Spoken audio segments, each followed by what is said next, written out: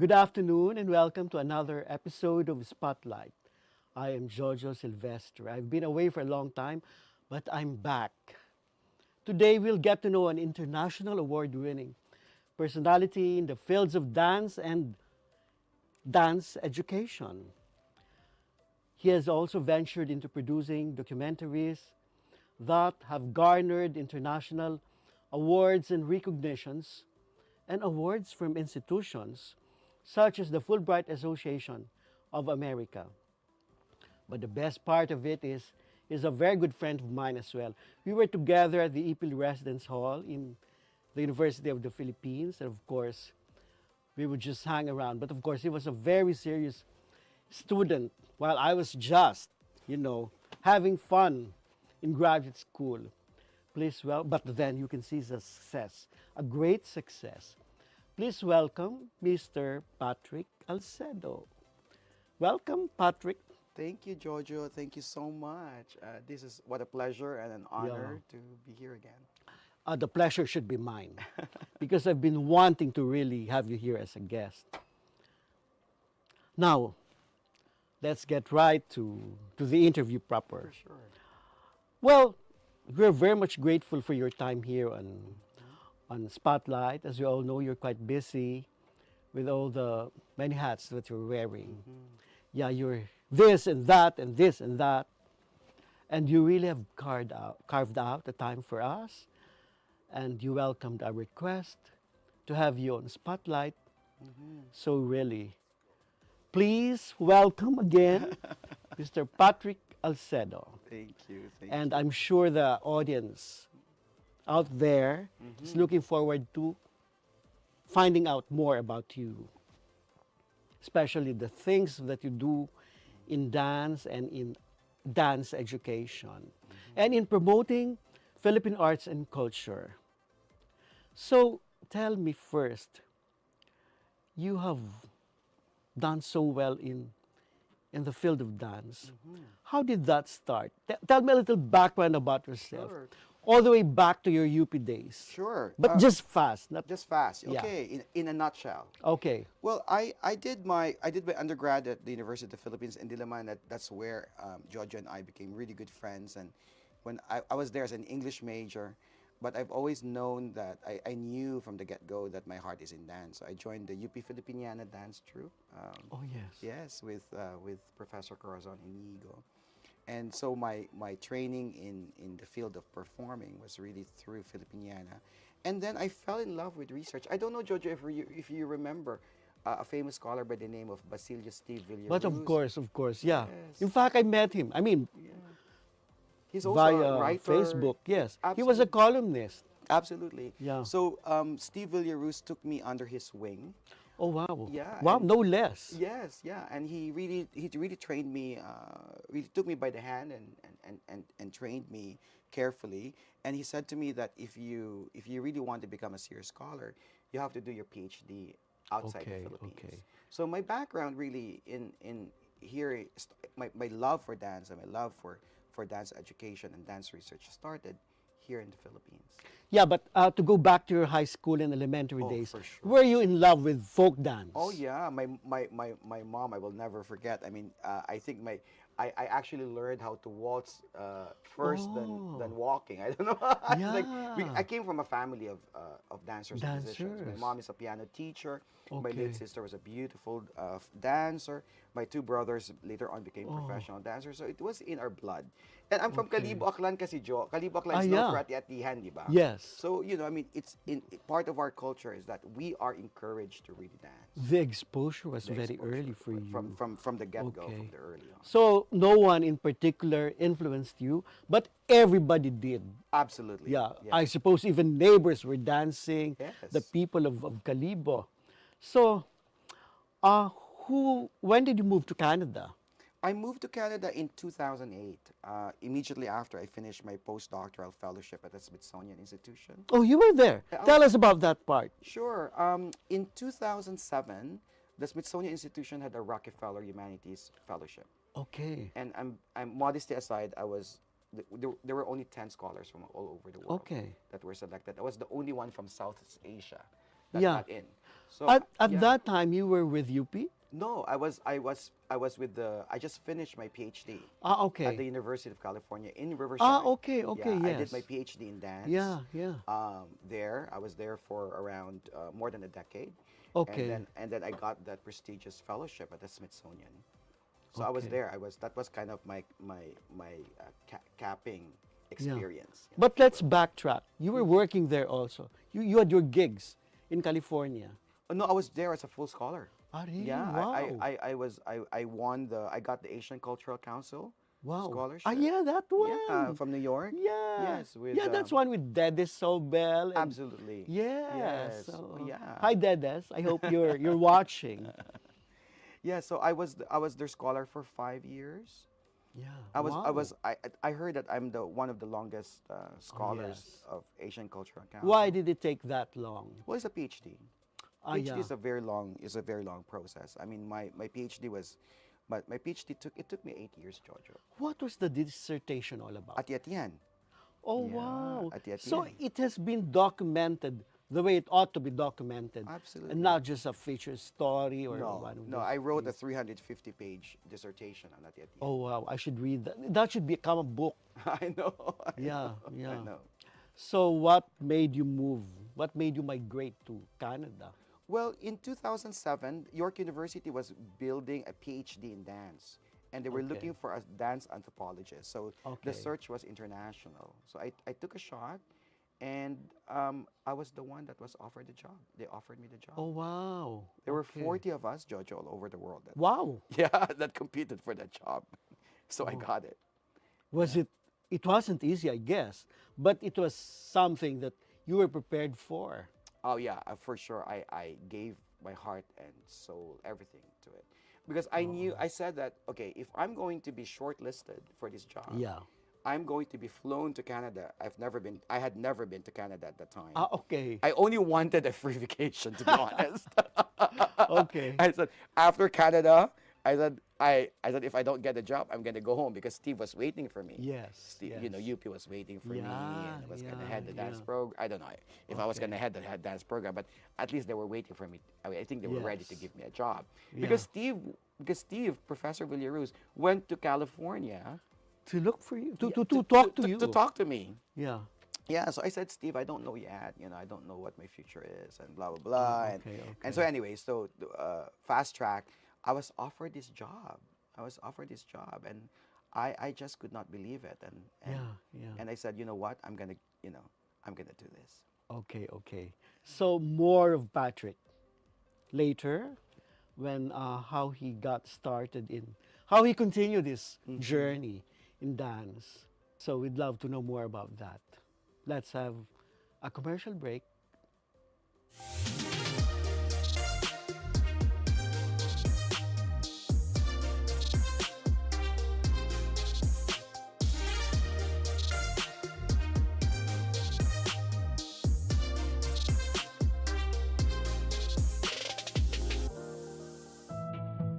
Welcome ka dito sa SM.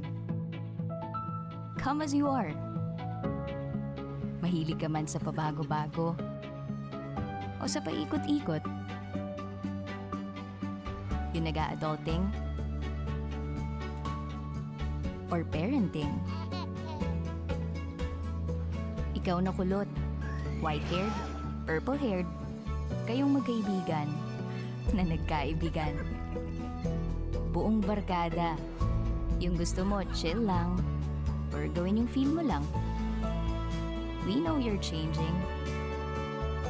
So we're changing with you. Come on in. We're all in. At SM, you're always welcome here. Nasa kamay mo ang swerte, ngunit hindi ito isang laro na para lang sa'yo. Dahil bukod sa pag-asang maging milyonaryo, ang pagtangkilik mo sa loto at iba pang produkto ng PCSO ay nakakalikom ng pondo para sa mga programang pangkalusugan, tulong at serbisyong medikal at kawang-gawa. Lahat ng minimithi makakamtan sa PCSO.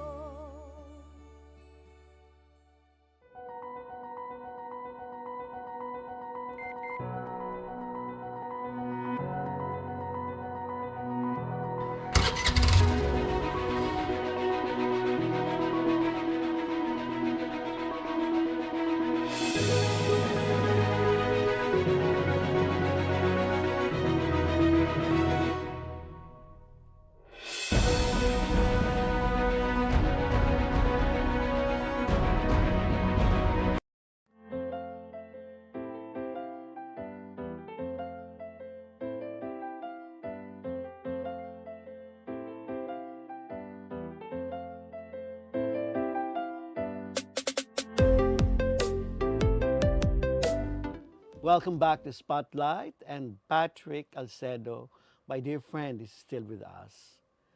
So, aside from being a dance researcher and dance specialist, you have also been doing a lot of documentary films. So, tell me about this. I understand you won awards for this. So, tell me about your documentary film making. Wow. Well, that's okay.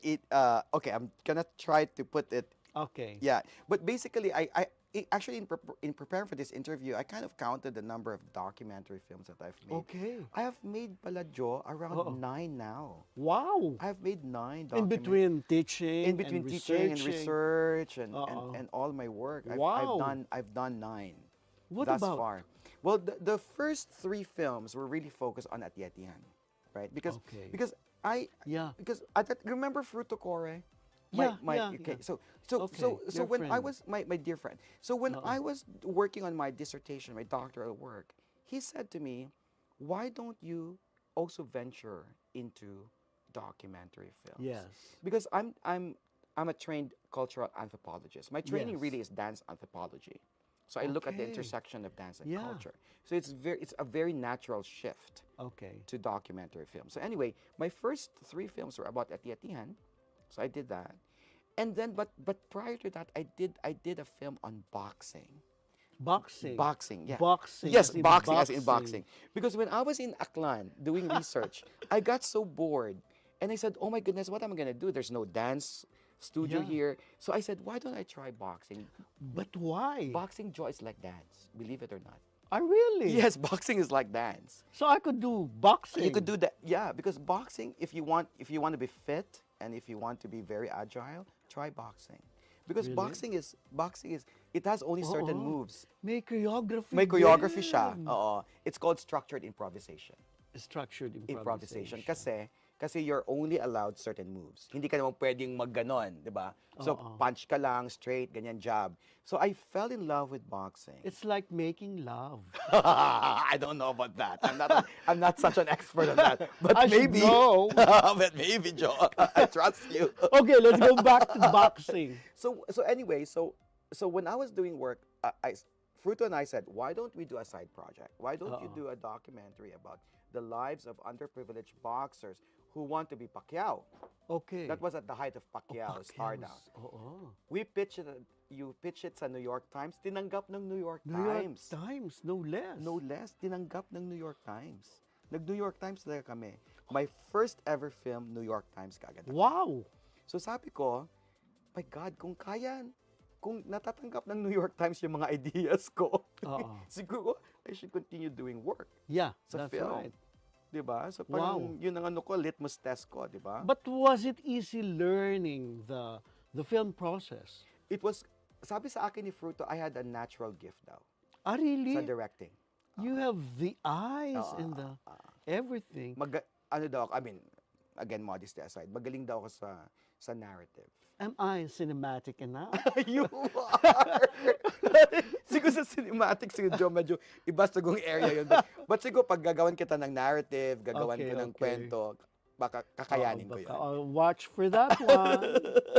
So Yeah. anyway, okay. So yun ang Ganun na. strength ko. Yun ang strength ko. And then from the New From York there, Times. so ngayon yes. when I moved to Canada, I got a major grant from the government.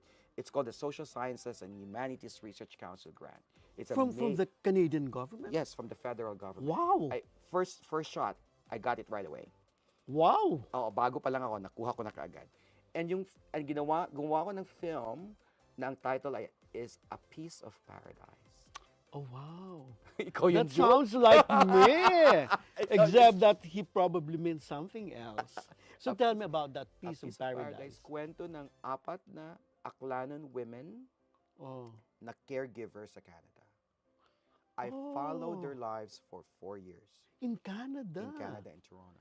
How did you meet them? Oh, because I'm Aklanon. It's from the same community. Ah, okay. So, yeah, it was a very. So I said to myself, this is a great story to be told. Yeah. So I intersected their lives. Uh-oh. 4 women. I followed them. Really? I followed them. So It's 4 really muna. very anthropological. Anthropological. apat muna, and then later on when we started editing, alam mo naman Yeah. Joe, pag matagal yung project, naging Yeah. tatlo na lang sila. Oh. But yung these three women really held the story so tightly and so beautifully.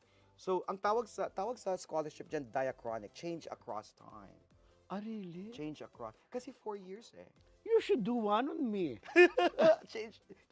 Beautiful change across time. Ay, ang ganda. Oo. What were they? They were what? Caregivers. Caregivers. Galing sila sa Hong Kong. Okay. So after making short films, short documentary films, I said to myself, it's time for me to work on a full-length film. Wow. Yun talaga. So sabi ko, I wanted to see kung kakayanin ko, Jo, yung Yes. talagang sa tingin ko parang, kasi pag mahaba yung piyesa, di ba? Pag mahabang piyesa, talagang malaki yung preparation. So I was very fortunate that I got a major grant from the Wow. federal government. Yeah.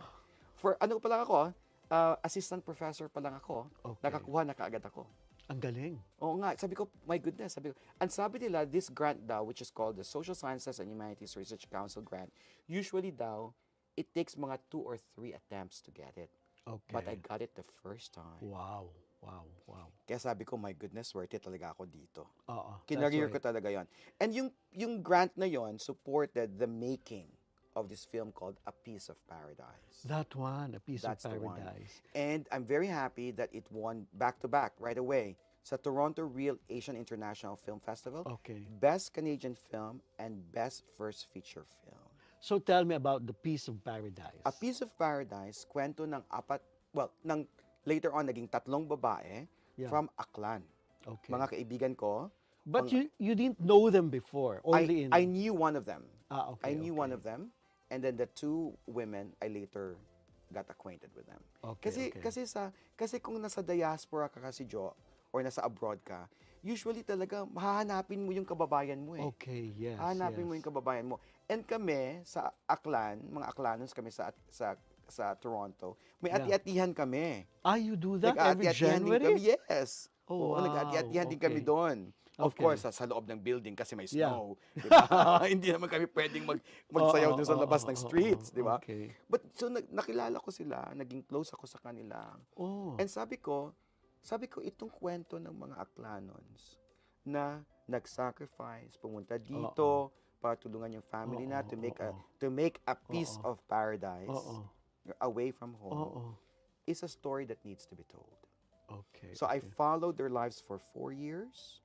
Wow, 4 years. Sinundan ko talaga. So yung isa Joy, yung isang major character ko, sinundan ko, bumalik siya sa kanyang employers sa Hong Kong. So Okay. we went with her sa Hong Kong. Kinasal siya sa Ah, Aklan. yeah, I remember you went to Hong Kong for that. Yes, ay kinasal siya sa Aklan. Oo. Sinundan, kinover din namin yon. Okay. Tapos yung matatapos yung film, nadala na niya yung boyfriend niya, naging husband niya. May Okay. anak na siya sa Canada. So lahat yan, Na-cover ko yan. you documented I all. documented all of that. How much was spent on that film? Mga 200,000 Canadian dollars. Okay. That would be like how much in pesos? So, mga siguro, kasi one peso is, one Canadian dollar kasi is 40 pesos eh. Okay. So, mga magkano kaya yun? I don't know. Okay. You can do the math. You But were the director. I was the director, writer, producer. Oh, wow. How did you do that? That's amazing. Yeah, well, because yun nga, kasi nga matagal kasi, because of my training in cultural anthropology Okay. and my training in research, Okay. and also my past experiences in other films. Okay. Ano yun eh, paunti-unti, Joy. Paunti-unti. Okay. So talagang tinutukan ko siya ng 4 years, paunti-unti. Halimbawa, sasabihin ni MM, yung major character, kasi Aklanon, pupunta ako ng Hong Kong. Sabi ko, sama kami dyan. Talaga? Wow. Well, it was pasyal, but it was work. It was work, yeah. Yeah, It was really work. And kasi nga kung anthropologist ka naman, kung researcher ka, malalaman mo naman what are the moments that are critical for the narrative. Okay. You You have to have that, no? You have to have that, and also I was an English major, I was trained in literature. Yeah, that's right. So I kind of like know. So talagang they all merge in what you're doing. Correct. Now, let's go back to dance. How is it like teaching dance? I mean, for someone, like who is already a dancer, kumusta yon yung teaching, dance itself? Yeah. Yes. Ang pagtuturo, kasi, Jo, sa amin kasi, York University has the most comprehensive dance department in Canada. Wow. So, hindi lang kami dancing ang tinuturo namin, dance research din. Okay. At saka may graduate school din kami. May PhD kami, may MA kami, may MFA kami. So, hindi lang yung The the performance. performance. I do that, pero once a year lang ako nagtuturo ng Philippine folk dance. Really? Yes. And what have you taught?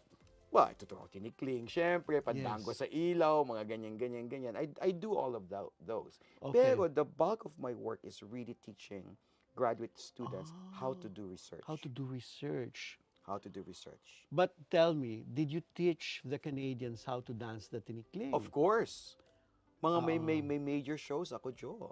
May mga major shows ako na. Really? Talaga yan. You mean like several dances in yeah, a showcase of several? absolutely. I mean, in 2018, the Philippine Consulate General in Toronto requested that I direct a major show. Wow. I did it for the Who consulate. was that? Who was the consul general? I forget. Bernadette Fernandez was the assistant at the Okay, time, okay. who is actually now here. She Okay. became the consul general in Milan, and okay. now she's back. She's based here again. She's based here. Tapos na yung tour of duty niya doon. Yeah, And, yeah. and so I became really friends with our consulate general there, and they asked me to direct a show kasi nga June was just declared at the time as Filipino Heritage Month. Yes, Independence Day. back Yes, then. yes. So yon, I helped mark that.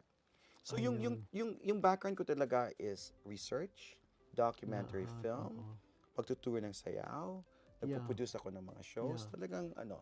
But I'm sure hindi ka na pwede magtinikling ngayon. Hindi na, Jo. Hindi na pwede. Hindi na pwede. So after a year, baka mag-work, but the speed and the choreography iba that I na. did before, no.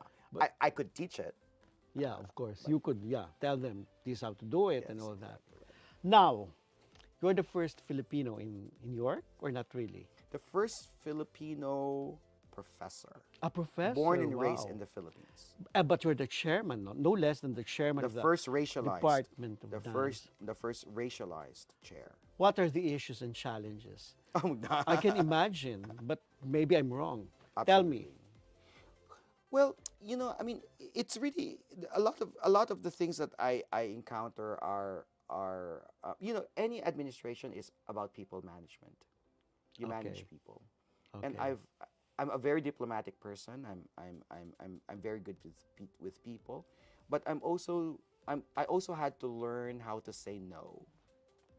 Okay. I also had to learn how to say no because Okay. it's very difficult if you always just say yes to people.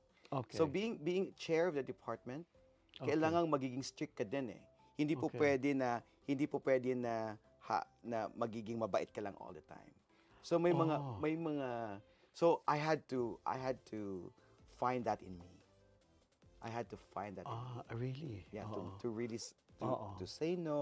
Oo, to stand up for for what I think is right. Ganun. I'm very as far as I know, and that's what everybody's telling me. They really like me as chair. Okay. But alam mo, in my heart of hearts, Joe, I know that it's just I'm just doing it for sense of duty. Okay. And after that, I just want to go back to becoming a professor again. But it's a huge honor. I mean, first Filipino chair of Yes, a major that's right. department. Yeah, Alam mo, yeah. so I took it on, and I'm giving it my all. How is it like with other Filipinos, no? Meron bang uso din ba yun yung crab mentality and all that, intrigues and all? Of course. May inggitan din kasi may ano din eh, minsan kasi if your career is taking off, sometimes some people are not really that happy. But Joy, it's what I learned is that you don't really need a lot of people around you. Okay. You don't have to, and I know it sounds like a cliche, but it's very important to stay away from negativity Okay. That's and toxic people. yeah. That's probably you're very successful Yeah, because you know what to choose, what to and who to choose. to make you get going. Yeah, and who to choose, and who do you Yeah. and who do and who to and who to and to who to hang out with. Yeah. That is it the same thing with having a boyfriend? Maybe. You know, I'm sorry, I cannot go far from that topic. But really, we should go back to you because you're the star here, not I, no. So, being a dance professor to then you became a film documentarist. You say documentarist? No, documentary filmmaker. Documentary film. Sorry, Yeah. documentary filmmaker to a dance specialist. Yeah, sure. So tell me, what else do you not do in life? Huh? So, Ano pa? ano pa ang gusto mong mangyari sa buhay mo? that's a Especially as a Filipino. One of Canada's top 25 Canadian immigrant awardees. I know. Okay, what makes that special? Who are chosen for this distinction? Well, this is considered to be one of the most prestigious awards, right, that a Canadian immigrant could ever get in Canada. You know, you've been very successful, but that, of course, comes with your just desserts, so to speak. And you were chosen as one of the 25 top Filipino No, Canadian immigrant. Canadian immigrant awardees. You were one of the 25 Canadian immigrant awardees, meaning not just Filipinos. Wow. So how did that happen? First, what is this award all about? It is an award given to, well, it is an award given by this magazine called Canadian Immigrant, which is the top Okay. magazine. Okay. But so they're the one hosting it. But Okay. the selection process is, so the selection process is done by a group of adjudicators, mga judges yan. Oh. Mga top, mga Yeah. siguro head ng arts, head ng different fields. Yeah, no? yeah. So yung first round dyan, Jo, there are several rounds there. So around 300 plus nominees all over Canada. Okay. 300. Ano nila, kukontian nila sa 70. Oh, wow. So from Yeah. from 300, magiging Oo. 70 na lang. Different nationalities. O para ka Miss Universe. Okay. I'm used to that. I know that experience, no? But this is something else. This is something else. This is, you've got to have done a lot. And Yes. Oo. You're not just there in a bathing suit and all Oo. that. Pero Miss Universe naman, you have to be very smart, Oo. may advocacy ka naman, di ba? Ganun, ganyan naman. Kaya di nga, ba? I'm so used to it. Oh, used to it. Oo, okay. Oo. So obviously nakapasok ako sa 70 or 75. Okay. Yung 70 or 75 na yon, the public then will vote. Oh, really? Yes, nationwide ulit. Oh, so merong May public people's voting. participation? People's participation. 50% of the final decision will come from the public and 50% wow. will come from the judges. Maganda, no? Mm-mm. I mean, everyone has a chance to say, this one is a great guy. Correct. And so nakapasok ako dun sa 25. Wow! Did you do some campaigning? Well, we were asked to. I mean, we were asked to put it sa social media namin. Syempre naman. Oo, kasi That's needed. That's needed eh. Oo. So yung mga nanalo is head ng Ministry of Transportation. I think originally from Algeria. Oh, really? Isang head ng isang malaking university. Also Okay. from Egypt. Okay. I think from the Middle East. Okay. From North Africa. Okay. So mga very prestigious Oo. awardees. And I was one for the arts, I think. But was it a surprise for you, or did you expect to win? I kind of expected to be nominated, Okay. but I was not expecting to be in the top 25 Oh. because I knew that there were so many of us. Oh, and you weren't even sure if people were voting for you, ano? Exactly right. Oh, Yeah. how nice. Yeah. And Yeah. Thank you, Joe. I mean, Yeah. and, it's very public eh. And alam mo pag nakapasok ka sa top 25, you join a cohort or a group of people na mga awardees din. Oh. Ay, ang ganda. Oh, Ang ganda. network ng mga bongga, Mga so to speak. Correct. Now, there's something that I'd like to know about you because You're so busy, you're so successful. Do you have time for your family? How do you, have you been helping them?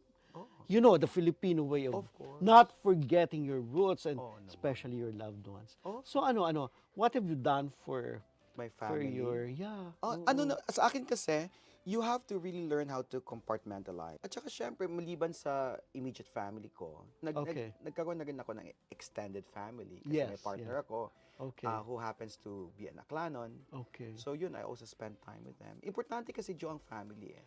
Okay. Oo, that's really, it nourishes the soul, nourishes, importante sa affection mo, sa health mo, di ba? Oo. It also keeps you grounded, right? It That's also right, keeps you that's right. grounded and reminds you of what's really important in life. Oo, totoo naman.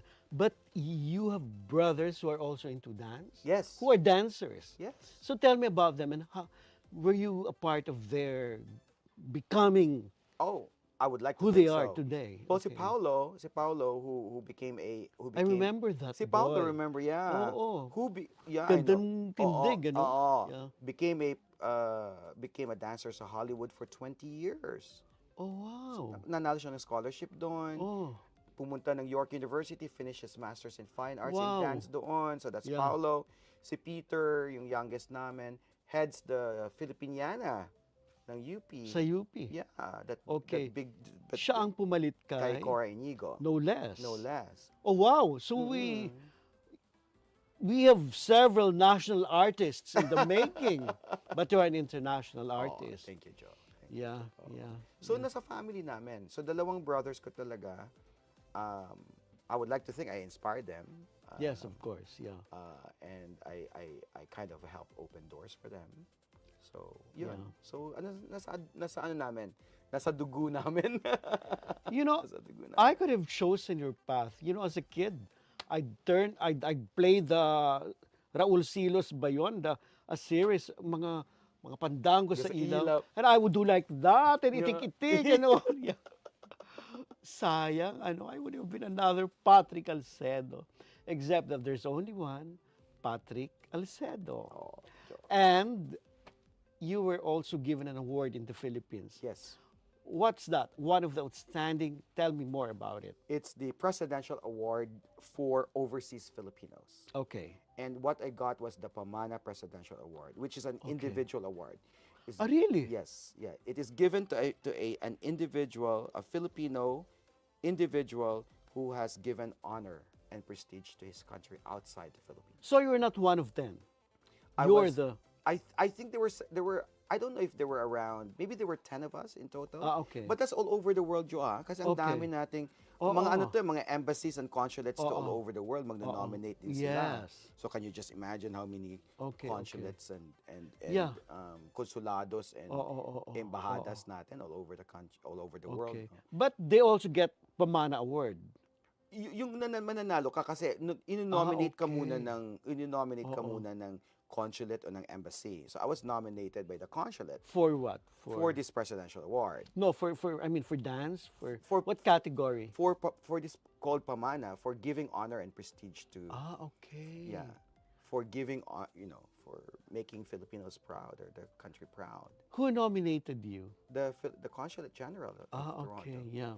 Yeah. So they and then our dossier Okay. was sent here and it was adjudicated here 4 times. Here, Really? some Oo, Philippines. ang galing, ha? Ang galing, galing. Okay, Kasi I think yeah. there were 4 different kinds of bodies that looked through it and then I got it. It's the highest award for international Filipinos, ano? Correct. Global Filipinos. Yes, because it's a presidential award. Yeah. So that's the highest award that a Filipino living abroad can ever get. You know, on a typical day in Canada, what's your life? What's a typical day for you? For me, Yeah. working day, Yeah. I usually wake up at 5 or 6 in the morning. Really? Oh, I make a list of things that I need to do for the day. okay.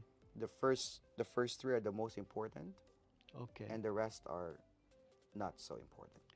okay. I make sure that those top 3 are accomplished, Okay, yeah. and then I go to work, and then the first thing that I do, Joe, is the first thing that will really make my life successful. Really? That's the first thing. Is that too late for me? Hindi pa naman siguro. Hindi pa naman Oo, siguro. magigising ka ng mga 6. Wag namang 5. Medyo extreme yung 5. 6 in the morning. Okay. I'm better at the next question. What is your love language? My love language. Yes. Oh my goodness. Okay. Ano example niyan? Sige nga. Like, I want to give money to my. No, just kidding. No. For the record, I never do that. They do that to me. Okay? But anyway, Ang love so, language ko. what is your language of love? How do you show your affection? By being present. Okay. Yeah, by being present, by being non-judgmental, Okay. by listening, and also by trying to see that things are never equal. I mean, Okay. di ba, there's no perfect naman, Okay. balance, but kasi kung tinake mo na yung tao sa buhay mo, Oo. then you try your best to make to help that person be the best version of himself. Oh, that's right. Yeah. Oo nga naman, ano. Oo. Naku, ang sarap naman. I should learn from you. Oo. But my boyfriend should learn from you because he's seldom around, but then he's very busy because he's a great success. Wow, palisot. So, how does one become like Patrick Alcedo? What does it take to succeed in the way that you have succeeded? I think you have to. Well, there are things that are very. Yeah, I actually was thinking about this. You have to respect time. Okay. That things don't happen overnight. Okay. And then I think you have to be true to yourself. Okay. And you should never compare yourself with others. You try your best. Okay. Be inspired by Okay. what you see. Okay. What I call that positive jealousy. Okay, okay. Oo. Inggit na productive. Oo. I also want to be that person. Oo. Not na mainggit ka in a negative way, but Oo. oh my goodness, sana. Ganun din. I can do something in my own field. Yeah, ma-inspire ka doon. Oo. Diba? So yun siguro, I think at the end of the day, Job, well, success kasi does not happen overnight. Okay. I don't think I'm successful. I think I did fine, but I think I did okay. But ang sa tingin ko kasi, I'm a very patient person kasi. Talaga? Kaya nga bagay sa akin yung mga documentary films na Oh, 4 oh my years, God, mga oo. ganyan. Bagay Oo. sa akin, dissertation na 350 pages. Bagay sa akin yan. Mahilig ako, gigising ako ng alas 5 ng umaga, alas 6 ng umaga. Nasa fabric ko yan. Nasa fabric of my being. Oo. Ako kasi I'm a quickie person eh. Diba? No, actually, I also am persistent. Yeah, but you should be. I mean, Yeah. that's the only, you write, you're Yeah. right every day. That's discipline. Yeah. Do you creatively envy me? No, he doesn't need to envy anybody. Although he's inspired by a lot of people, I guess. Who are your sources of inspiration? Who do you look up to in the field of dance? In the field of dance, siguro in terms of syempre yung mga teachers ko, no, maliban doon. You know, when I look at the works of yung maliban kay, of course, kay Mami Igo, kasi I work with her very closely. I respect her. I owe her so much na Steve. Okay. Syempre yung mga works ng Bayanihan, Okay. Ortula. Okay. Diba? I mean, yung mga works ngayon ng mga bagong Bayanihan. Okay. Yung na-inspire ko din, Alice Reyes, of course. But of course. Mga ganon. And syempre sa dance scholarships, yung mga dance scholarship, yung mga writings sa US, and yung mga nababasa ko, sina Susan Foster, Sally Ness, my mentor, mga ganyan. So, ano yun, Joy? Kasi nga, kailangan mong makita yung, sabi ko, bakit ba ang ganda-ganda ng trabaho nila? Okay. And then you also, you try to make those things your own. Diba? What could I do na unique sa akin? Yun siguro ang key. Yun siguro ang key. Na unique sa iyo. Hindi ka gaya, hindi ka ng but very specific sa iyo. Okay, I agree. Okay, this is my final question. I'm actually asking you to share your thoughts with the audience out there. Sure. the Filipino people who are watching, because of million viewers, and the Canadians out there, and the dance enthusiasts, and how do you call them? They're dance social scientists and performers. You are a social scientist. Yeah, I am. I would like to think so. I'm a cultural Yeah. researcher. Yeah. I'm a, So what's your message to everyone? I think my message to I think my message to everyone is that dance, while it is a source of entertainment, is a very important tool in understanding who we are as Filipinos, and who we are as Filipinos not only in the Philippines but even in the various elsewhere where we have decided to live. Importante ang sayaw. And hindi lang sayaw na nagpapasaya sa atin, kundi ang sayaw na nagtuturo kung sino tayo. And I think what is also important is that people should continue doing research, because research is very important in strengthening, right, our culture and our history. Okay, thank you, Patrick. And with that, I'd like to show you I could dance also. Is this pangalay or what is this? Ay nako, pangalay, mukhang pangalay yan, Oo Jo. nga, oo. Pangalay nga oo, yan. because Nako. I used to have a boyfriend from the South. Talaga? Yeah. Anyway, it was a pleasure. Pleasure. Let's talk about that next time. Oh, sige. I hope you enjoyed as much as I did, and I'm sure our audience did. Of course, to our Katribus, thank you for tuning in today with us. Well, you should watch Spotlight live every Friday at 2 in the afternoon on Daily Tribune's official Facebook page and on Tribune Now on YouTube. Once again, I am Jojo Silvestre, and this has been Spotlight.